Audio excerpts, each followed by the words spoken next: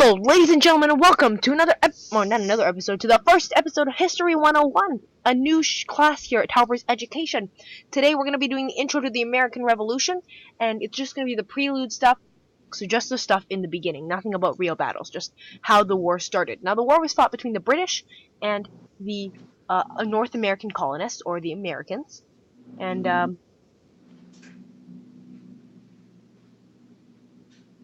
Mr. Talpers, when was the American Revolution? well, young Dynamite 7, it was revolution, and it all started back in 1763, when Britain had just come out of the 7 Years' War against glorious France. Now, they won the war, and they gained a lot of new territories, but that means more money has to be spent, but that means more money is gained. But currently, they didn't have enough money to spend to gain. So they were kind of poor, can you say. So they started taxing the colonists. Mr. Talpers, what's a colander? No, young Dynamite 7, not the colanders. They were taxing colonists. Colonists are kind of the inhabitants of the land. Now, Britain was spread out at the time, across many different places. So you couldn't really call yourself British, because there was no motherland of Britain. Quote unquote, there was, but we're gonna say there wasn't for this. So whenever you lived, you would say that you were an American colonist under British rule. For example, if you were in North America. Now, Mr. Talpers, I have a question. Yes. How did they tax the colonists? Well, I'm glad you asked. The two of the biggest ones that really sparked the revolution were the Stamp Act and the Tea Tax. Now, the Stamp Act said that for any paper document, there had to be a tax you had to pay. Now, the colonists were outrageous, and they were very mad at the British government because they used a lot of this stuff. So they started rioting, and eventually the British government redacted or took away and said, actually, we're not going to do the Stamp Act anymore 1 year later. But they then sent out another act, and it said, well, we still kind of own you, because the act said that they can pass a law and any tax at any time without any of their approval. But they said, we took this one away because it wasn't doing anything for us, which is kind of incorrect, because it was doing stuff for them. They just were rioting, and Britain at the time was so stretched out, they couldn't handle losing major points to rioting.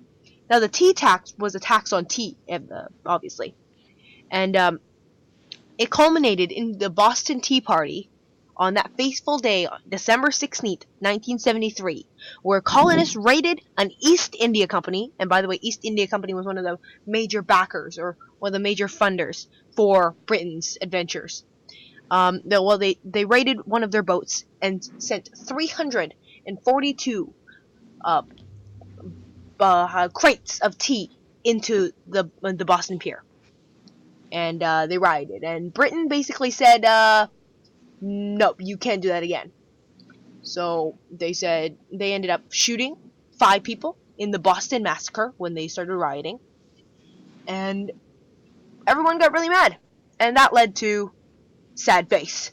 Sad face for Britain, and sad face for the colonists. Because now neither was happy with each other.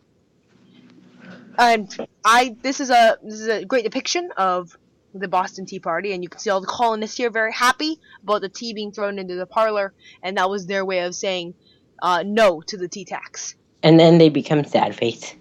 And what happened was then George Washington of Virginia, John and Samuel Adams of Massachusetts, Patrick Henry of Virginia, and John Jay of New York met with Congress.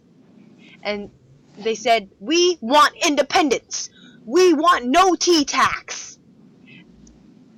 And the British government was like, that's funny. You think you can come here and tell us that? And they said, you know what, we'll meet again in May 1775. But unfortunately, that didn't happen. On April 19th, a few days after that meeting, 1775, local militiamen clashed with British soldiers in Lexington and Concord, Massachusetts, marking the first shots fired in the Revolutionary War. Delaware. Following that, Delaware, Pennsylvania, New Jersey, Georgia, Connecticut, Massachusetts Bay, Maryland, South Carolina, New Hampshire, Virginia, New York, North Carolina, and Rhode Island.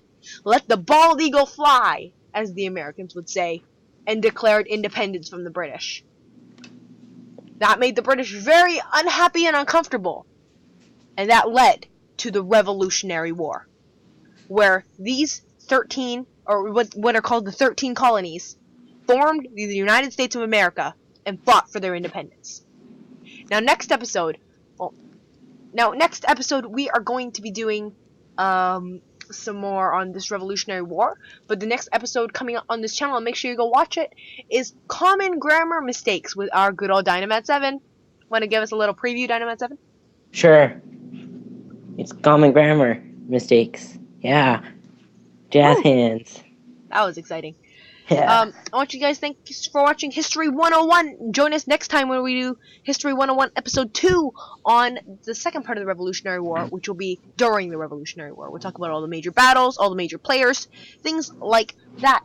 Make sure you go check out Dynamite 7's video next. Make sure you go check out the preview that we just did. And have a great day. Thanks for watching. Make sure to like, comment, and subscribe so we know what you want. And subscribe to both TALPERS, our gaming channel, and TALPERS Education. I hope you got a good TALPERS Education today on the prelude to the Revolutionary War, and we'll see you guys next time. Bye!